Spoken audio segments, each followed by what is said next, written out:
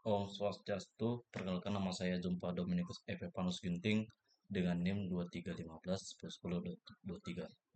Nah, di sini saya akan menjelaskan sebuah soal dari mata kuliah Desain dan Analisis Algoritma dari dosen pengampu Dewi Sinjari. Di sini saya menjelaskan yaitu tugas ke-6 kebenaran dan kompleksitas algoritma rekursif. Nah, pada bagian satu yaitu kebenaran algoritma rekursif. Nah, di sini untuk membuktikan kebenaran algoritma rekursif di atas ini mempunyai psikode dengan menggunakan teknik induksi mengerti langkah-langkah berikut ini.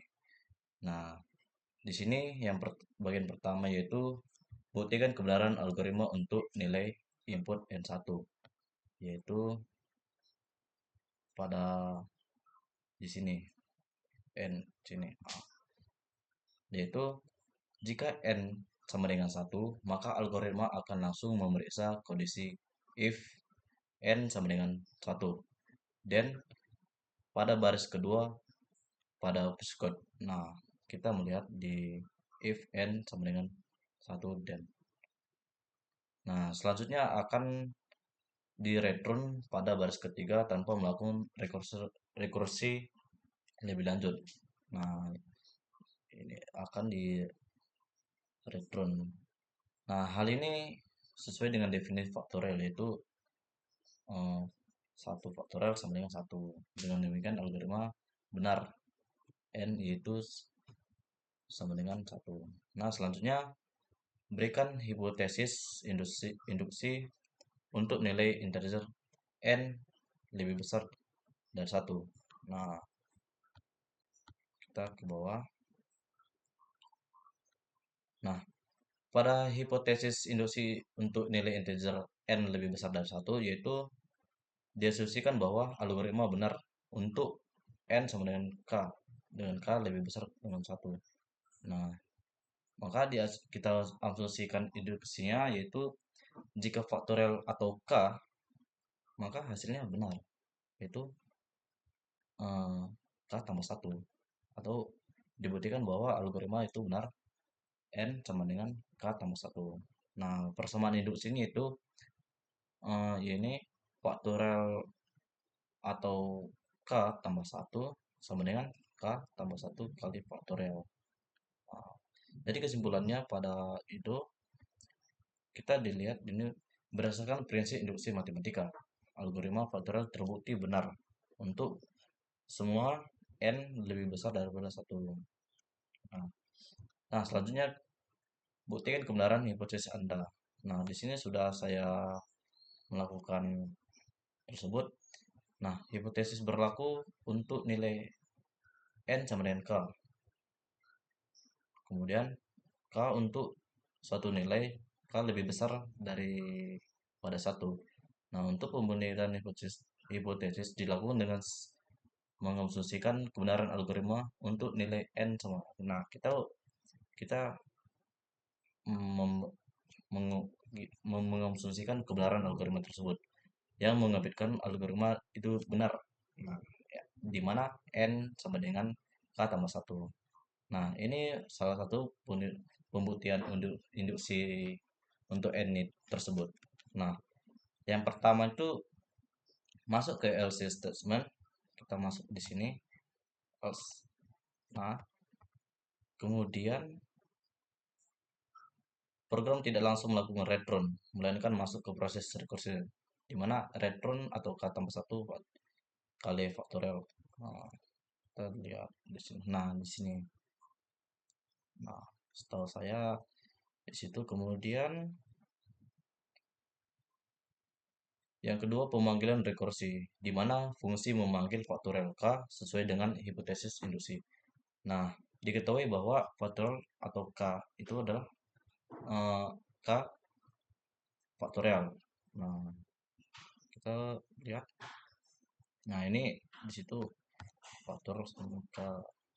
Tuh. Kemudian tiga, substitusi hasil dari rekursif, yaitu dengan hasil dari langkah sebelumnya itu akan algoritmanya akan membuat perhitungan, yaitu faktorial atau k tambah satu kemudian sama dengan k tambah satu dikali k faktorial gitu.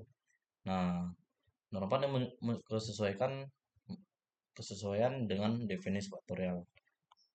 Hasil akhir ini sesuai dengan definisinya, yaitu k tambah satu Pak faktorial sama dengan k tambah satu dikali k faktorial. Nah, kesimpulannya pada perintah itu algoritmanya karena karena benar untuk n sama dengan k dan terbukti benar untuk n sama dengan k tambah satu, maka berdasarkan prinsip induksi matematika, algoritma faktorial benar untuk melakukan n sama dengan n lebih besar daripada satu. Nah, kemudian selanjutnya ini berikan interpretasi pemahaman Anda terhadap teknik pembuktian ini. Nah, di sini saya sudah memberi interpretasi untuk pemahaman dengan langkah-langkah utamanya. Itu induksi matematika digunakan untuk membuktikan bahwa suatu pernyataan benar untuk semua bilangan bulat yang memenuhi syarat tertentu. Nah, langkah-langkah pertamanya yaitu basis undi induksi atau base case-nya. Nah, base case itu memeriksa bahwa algoritma benar untuk nilai terkecil yaitu n sama dengan 1. Kemudian nomor 2 hipotesis induksi yaitu mengasumsikan bahwa algoritma benar untuk suatu nilai acak atau n sama dengan k. Nah, selanjutnya langkah induksinya dengan menggunakan asumsi sebelumnya bahwa algoritma itu benar untuk n sama dengan k tambah satu.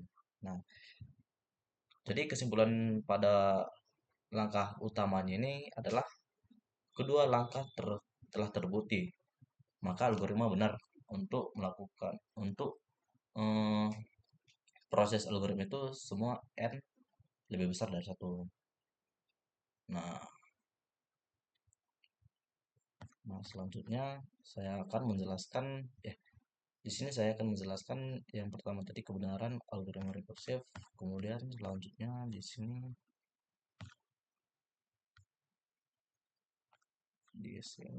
nah ini kemudian recursive powering. Nah, kita kita memperhatikan algoritma di sini, algoritma berikutnya di sini kita akan menghitung kompleksitas suatu algoritma tersebut yang dengan metode yang serupa seperti soal sebelumnya. Nah, nah di sini misalkan fn adalah fungsi kompleksitas waktunya untuk ukuran input n. Nah, kita rumuskan formula rekursif dari fn dengan menghitung hal-hal berikut ini yang dimana ada beberapa memperhitungkan untuk rekursif eh, dari fn tersebut. Nah, yang pertama beberapa berapakah banyaknya prosedur perkalian yang dilakukan pada algoritma tersebut. Nah, di sini kita melihat algoritmanya yaitu jika n genap, algoritma memanggil dirinya sendiri dengan ukuran n per 2 dan mengalihkan hasilnya dengan dirinya sendiri yaitu t sama dengan t kemudian dikali t. Nah, pada baris ke-6 itu akan menghasilkan satu perkalian. Nah, jika n-nya ganjil, maka algoritma tetap memanggil dirinya sendiri dengan ukuran n per 2 lalu mengalihkan dengan hasilnya diri sendiri dan dengan x yaitu ini t sama dengan t dikali t dikali x, dia akan tetap mengkalikan dengan hasil dirinya sendiri gitu ini. Nah, selanjutnya menentukan nilai f0 pada algoritma ini kasus dasarnya adalah n sama dengan satu, if n gitu, bukan nol. Nah, oleh karena itu kita kita tidak ada definisi definisi ekspresi, hmm, kita tidak ada definisi untuk n sama dengan nol. Nah, di sini kelihatan if n sama dengan satu dan return x gitu. Kemudian untuk memperlakukan analisis kompleksitas ini kita hanya dapat mengatakan f1 sama dengan nol, karena tidak dapat atau tidak ada operasi perkalian yang dilakukan saat n sama dengan satu, atau hanya mengalihkan x gitu. Nah, return x. Kemudian nomor 3, menentukan formula rekursif dari Fn untuk nilai n lebih besar dari 2 dengan n ganjil. Nah, jika n-nya ganjil, maka algoritma akan melakukan pemanggilan rekursif dengan ukuran, hmm, dengan tanda siku gitu, n dibagi 2 dan melakukan perkalian tambahan. Nah, sehingga rumusnya, rekursifnya itu menjadi Fn sama dengan F dengan rumusnya itu n per 2 kemudian tambah 2 gitu. Itu untuk menentukan formula rekursif dari Fn untuk nilai n lebih besar dari 2. Nah, selanjutnya untuk menentukan formula rekursif dari n untuk n lebih besar dengan 2, yaitu n-nya genap. Nah, di sini saya akan ini kan. Nah, secara umum itu baik n itu ganjil atau genap, itu fungsinya mengikuti pola. Nah, yaitu f n apa ini? Mungkin log log 2n gitu. Nah, di sini kita perlu perhatikan bahwa nilai n ganjil dan nilai genap itu formula dari Fn tidak berada di signifikan, atau oleh sebab itu dua kasus ini dapat digabungkan digunakan untuk aproksimasi, atau di sini menentukan fungsi aproksimasi yang sesuai. Nah, hal ini terjadi karena setiap langkah dan algoritma membagi n menjadi 2, sehingga jumlah operasi tumbuh secara algoritma terhadap n itu. Maka oleh karena itu kita dapat bahwa ini tadi, atau Fn itu O di log n gitu. Nah, pernyataan ini menunjukkan bahwa kompleksitas algoritma berada dalam orde logaritmik terhadap ukuran input n. Nah, dengan seperti yang tadi, kedua kasus itu tidak dapat digabungkan dengan menggunakan fungsi aproksimasi. Nah, di mana itu? Nah, selanjutnya kita menggunakan teknik induksi untuk menghitung formula eksplisit dari Fn. Nah, kita membuktikan bahwa kompleksitas Fn sama dengan O log n, bahwa itu menggunakan metode substitusi ulang menggunakan rumus Fn sama dengan 0 log 2n. Nah, yaitu secara berulang jika n adalah pangkat 2, misalkan n itu n n pangkat k, maka dari formula rekursifnya itu adalah Fn f kali n per 2 tambah 1. Nah, jika terus melakukan substitusi hingga mencapai basis n sama dengan satu, kita akan mendapatkan rumusnya, kita menggunakan rumusnya, yaitu Fn sama dengan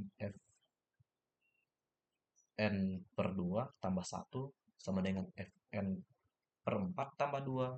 Kemudian Fn F, F N per 8, kemudian tambah 3. Begitu terusnya nyampe nilai N atau Fn log 2N gitu. Karena F1 sama dengan 0. Nah, maka apakah jadi pertanyaannya ini. Jadi selanjutnya, apakah kompleksitas waktu yang Anda dapat memiliki perbedaan yang signifikan dengan kompleksitas algoritma powering dengan strategi brute force? Nah, pada metode brute force, turun x n, x pangkat n dilakukan dengan n sama dengan satu kali perkalian, sehingga kompleksitasnya adalah O n. Nah, sedangkan algoritma recursive following hanya memerlukan O log n perkalian, sehingga jauh lebih efisien. Nah, menurut saya recursive following lebih jauh efisien daripada brute. Baik, mungkin itu saja dari saya, penjelasan dari kebenaran dan kompleksitas algoritma rekursif pada pertemuan ke-6 ini. Oke, saya jumpa di next episode Ginting. Saya pamit. Om Santi Santi.